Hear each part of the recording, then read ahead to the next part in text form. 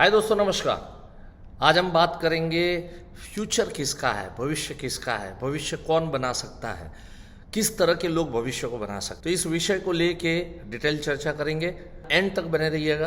तो दोस्तों, आज मेरे कुछ FTS पार्टिसिपेंट्स के साथ यहाँ पे दुबई में आया हुआ हूँ और सोचा कि आप लोगों के लिए कुछ अच्छा मैसेज देने वाला वीडियो बनाऊँ, तो आज वो आपके बीच में रख रहा हूँ। दोस्तों नमस्कार, मैं Mukesh Joshi, Indian institute of excellence से आप सभी का हार्दिक स्वागत करता हूं मेरे यूट्यूब चैनल के ऊपर में। हर सोमवार को कहाँ भी हूं, कहीं भी हूं, लेकिन आप लोगों के लिए यूट्यूब पे वीडियो 15-20 मिनट की मैं जरूर डालता हूं।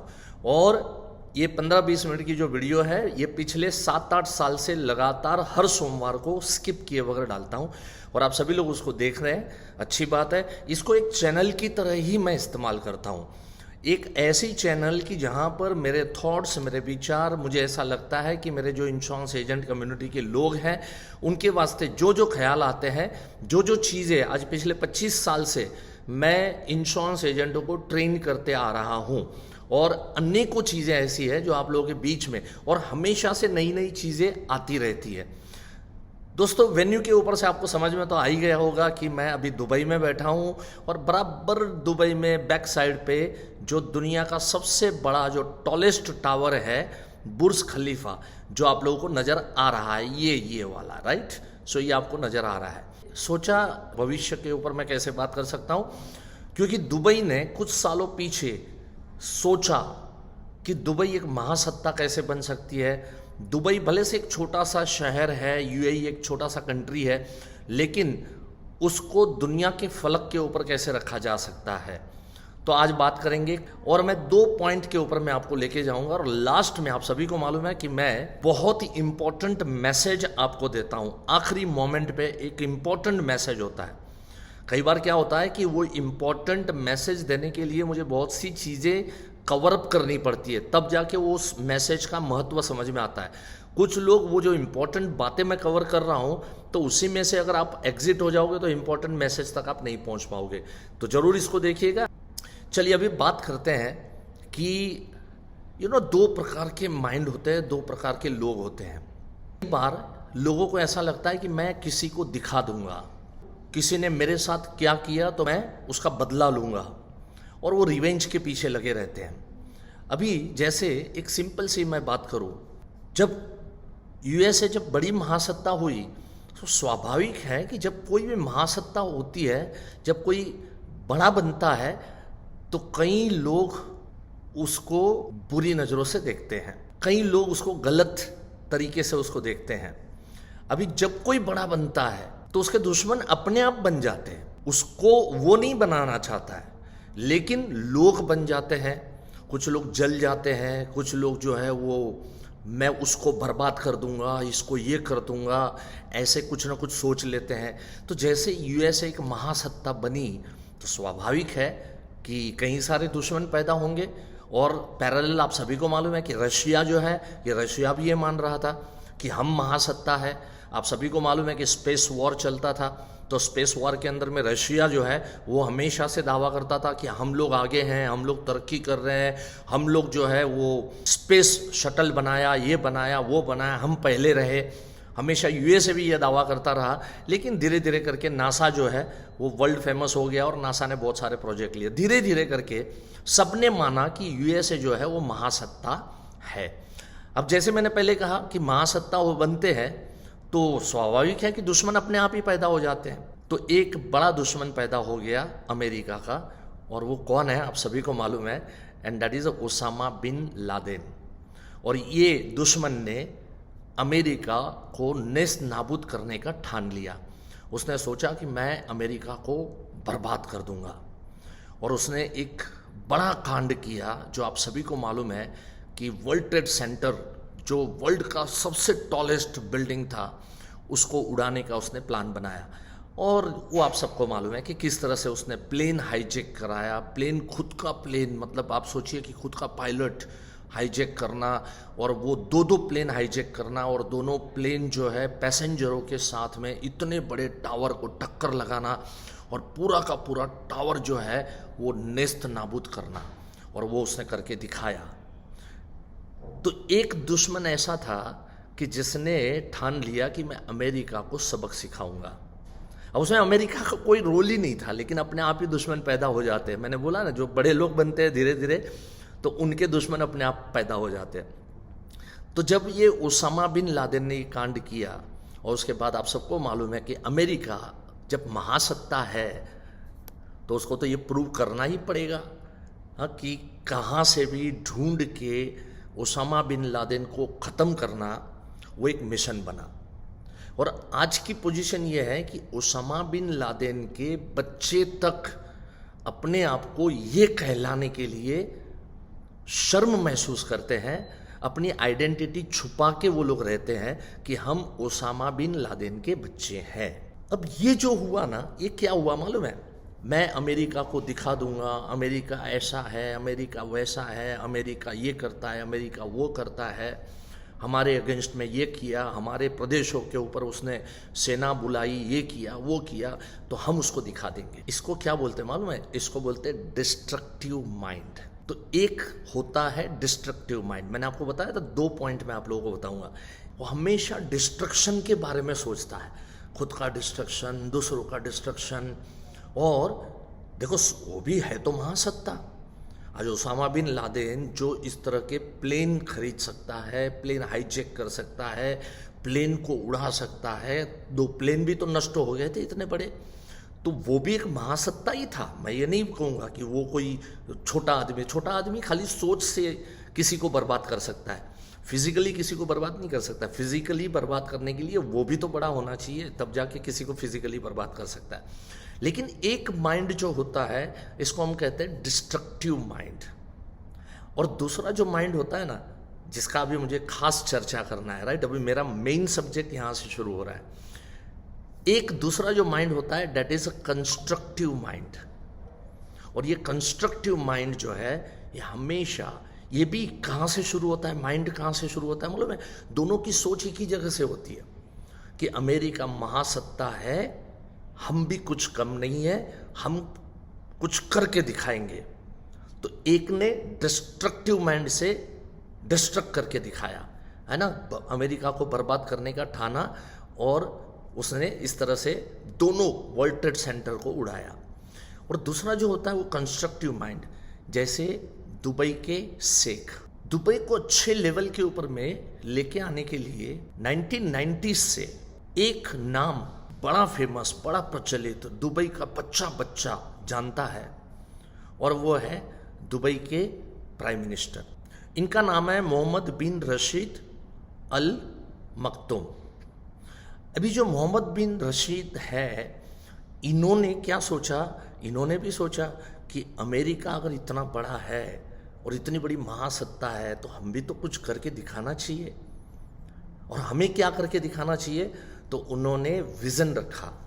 2010 में उन्होंने 2021 का विज़न रखा था कि दुबई को एक बड़े अच्छे फलक के ऊपर में लेके आना। एंड एज यू नो, अभी हम सबको मालूम है, आज पूरी दुनिया के लोग दुबई देखने आते हैं। अपने इंडिया से भी अनेकों लोग आते हैं, आपको सबको मालूम ही है। उन्होंने सबसे पहले बुर्ज खलीफा, ये जो पीछे आपको बिल्डिंग दिखता है, ये 200 माले का बिल्डिंग है। और ये 200 माले के बिल्डिंग को उन्होंने कंस्ट्रक्शन करना उन्होंने शुरू करवाया। जो उनकी खुद की भी कंपनी है, कई और कंपनियों के साथ उनका टाई अप है, और उन्होंने ये काम शुरू किया। गाइड हमें बता रहे थे कि इसमें जितना स्टील लगा है, तो अगर ये दुनिया का राउंड मारा जाए, राइट, सो एक तार से अगर राउंड मारा जाए तो पूरी दुनिया का एक राउंड हो सकता है। इतना स्टील एक खाली बिल्डिंग के अंदर में इस्तेमाल किया गया है। गाइड कह रहे थे कि इस बिल्डिंग को बनाने के बाद आज के तारीख में शायद साल भर के अंदर में इस एक बिल्डिंग का कंस्ट्रक्शन का जो कॉस्ट हुआ था, वो आज कंपनी निकाल रही है, हर साल निकाल रही है। वो कैसे, आप कहोगे किस तरह से मुकेश भाई?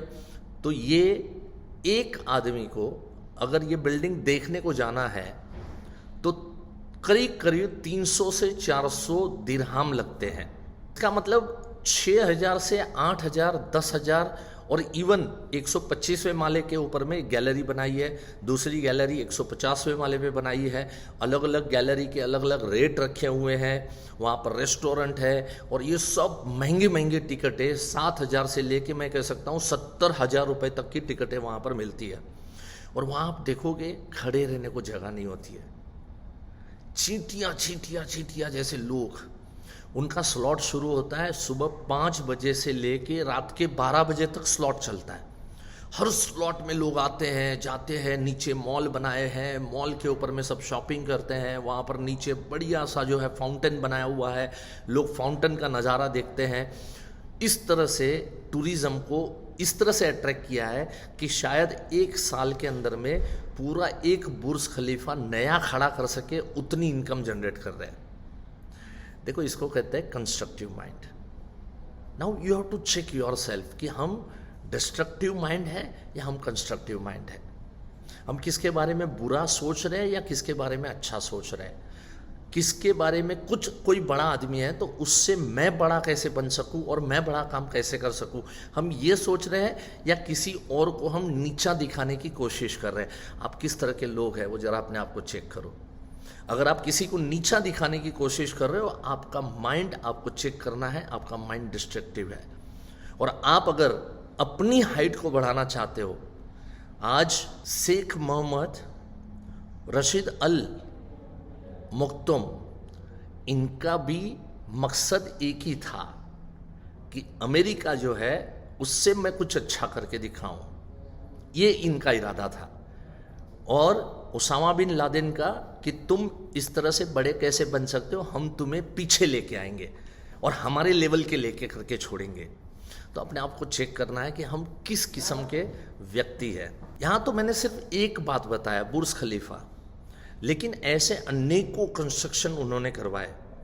जैसे उन्होंने एक 7 स्टार होटल, जो वर्ल्ड का एकमेव 7 स्टार होटल माना जाता है, बुर्ज अल अरब होटल उन्होंने बनाया। ये जो 7 स्टार होटल है, इसकी भी खासियत है, कभी साइट के ऊपर में जाके देख लो क्या क्या चीज़ें होती है, सोने की सब चीज़ें हैं, ये है वो है, मतलब अनेकों चीज़ें हैं वहाँ पर। वो बहुत लंबा हो जाएगा। हमको टूरिस्ट जो गाइड था उसने बहुत सारी चीज़ें हमको बताई। साथ साथ में उन्होंने समंदर के ऊपर पाम जुमेरा बनाया। ये जो पाम जुमेरा है ये पूरा समंदर के ऊपर है और एक पाम टी के जैसे शेप में बनाया हुआ है। यहाँ पर मैं आपको चित्र दिखा रहा हूँ। तो वो पाम जुमेरा जो बनाया, जब उन्होंने लॉन्च किया, 24 आवर्स के अंदर में सारे के सारे outlet and hotels and everything 24 hours के अंदर में बिक चुका था। तो ऐसी अनेकों चीज़ें जो है शेख मोहम्मद इब्न रशीद अल मखदूम जी ने बनाई और की।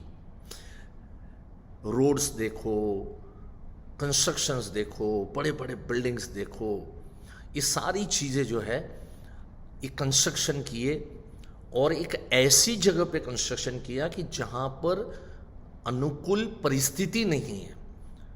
आज ऐसी जगह पे बुलाया जाता है जहाँ पर टेम्परेचर, जब हाई टेम्परेचर होता है 56, 57 तक का टेम्परेचर रिकॉर्ड होता है दुबई के अंदर में। ऐसी जगह में टूरिस्ट लोगों को अट्रैक्ट करना, जहाँ पर डेजर्ट है, जहाँ पर सिर्फ और सिर्फ सहरा है, वहाँ पर ये सब चीज़ें डेवलप करना और दुनिया के लोगों को आकर्षित करना, ये सिर्फ और सिर्फ कंस्ट्रक्टिव माइंड किया जा सकता है। सो अपने आप को चेक करो कि आप किस तरह के माइंड के हो। मैं जस्ट यहाँ पर आप लोगों को सारा व्यूज़ में दिखाना चाहता हूँ कि किस तरह के व्यूज़ यहाँ पर है और किस तरह के रोड्स हैं और किस तरह के बिल्डिंग्स यहाँ पर लगे हुए हैं। ये तो एक छोटा सा इलाका मैं आपको दिखा पा रहा हूँ, बिकॉज एक जगह पे मैं रुका हूँ, तो वहाँ का सिर्फ मैं आपको उस अपार्टमेंट के वहाँ से जो दिख रहा है वो मैं आपको दिखा रहा हूँ। वरना आप देखिएगा कि किस तरह का ये कंट्री इन्होंने डेवलप किया हुआ है। सो दोस्तों, माइंड हमेशा कंस्ट्रक्टिव माइंड रखिए। किसी का बुरा, किसी को डिस्ट्रक्ट करना, किसी को परेशान करना, ये आपकी फितरत नहीं होनी चाहिए। सिर्फ और सिर्फ हमारा कंपटीशन हमारे खुद से होना चाहिए।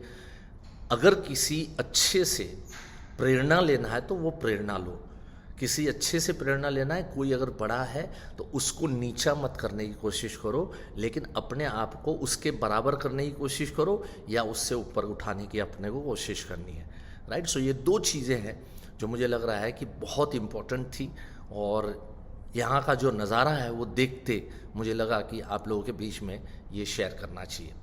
लास्ट में मैंने कहा था मैं बहुत इंपॉर्टेंट चीज़ आपको बताऊंगा, तो वो मैं अभी बताने जा रहा हूँ, और वो है यहाँ एक बहुत ज़बरदस्त एक प्लेस बनाई है जिसका नाम है the Museum of the future. और ये फ्यूचर क्या होगा, मतलब 2050 में 2070 में, राइट, क्या होने वाला है, वो सब चीज़ें वहाँ पर, फ्यूचर की चीज़ें वहाँ पर बनाई। ये बहुत बड़ा म्यूज़ियम बना है जो आप देख रहे हैं यहाँ पर फोटो, तो वो बहुत इतना बड़ा साइज का ये म्यूज़ियम बनाया हुआ है।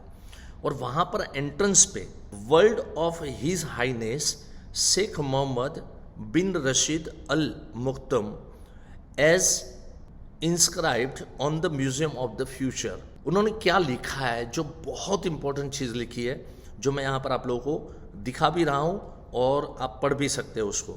देखो यहाँ पर लिखा है the future belongs to those, भविष्य किसका है, जो मैंने आज थीम ली है ना कि फ्यूचर किसका बनेगा, कैसा बनेगा। The future belongs to those who can imagine it, जो लोग भविष्य के बारे में इमेजिन कर सकते हैं, डिज़ाइन कर सकते हैं, design it, and execute it, मतलब सपने देखो, उसका प्लान बनाओ और उसको एग्जीक्यूट करो। It isn't something you await, ये ऐसा नहीं है कि तुम वेट करो, उसकी राह देखो, ऐसा नहीं है कि तुम वेट करो और बस आ जाएगा, फ्यूचर अपने आप आ जाएगा, है ना, सपने बड़े बड़े देखो अपने आप आ जाएगा, नहीं, बट रादर क्रिएट। लेकिन ये क्रिएट किया जा सकता है, सो इमेजिन किया जा सकता है, डिज़ाइन किया जा सकता है, एग्जीक्यूट किया जा सकता है, और उसकी राह नहीं देखनी है, और वो खुद अपने को क्रिएट करना पड़ेगा, राइट। पूरा मैं सेंटेंस वापस पढ़ रहा हूँ, देखिए ध्यान से। The future belongs to those who can imagine it, design it and execute it. It isn't something you wait but rather create. तो बस अपना फ्यूचर खुद क्रिएट करे, खुद इमेजिन करे और उसके ऊपर वर्क करे। आशा करता हूँ आज की ये वीडियो आपको पसंद आई होगी, right. So thank you so much दोस्तों। और अगर मेरी बातें अच्छी लगती हैं, पसंद आती हैं, तो मेरे वीडियोस जो है, पास्ट के जो वीडियोस हैं, वो भी बहुत प्यारे प्यारे वीडियोस मैंने बनाए हैं, उन सब वीडियो को गौर कर सकते हैं, अलग अलग टॉपिक को देख सकते हैं। अगर मेरी चैनल को सब्सक्राइब नहीं किया है, सब्सक्राइब कर लीजिए, लाइक ज़रूर कीजिए अगर अच्छा लगे तो, और इसमें से आप अभी इन फ्यूचर के लिए आप क्या करना चाहते हैं वो ज़रूर सोचें। Thanks a lot, have a nice time, God bless you, love you. मिलते अगले सोमवार को, नमस्कार।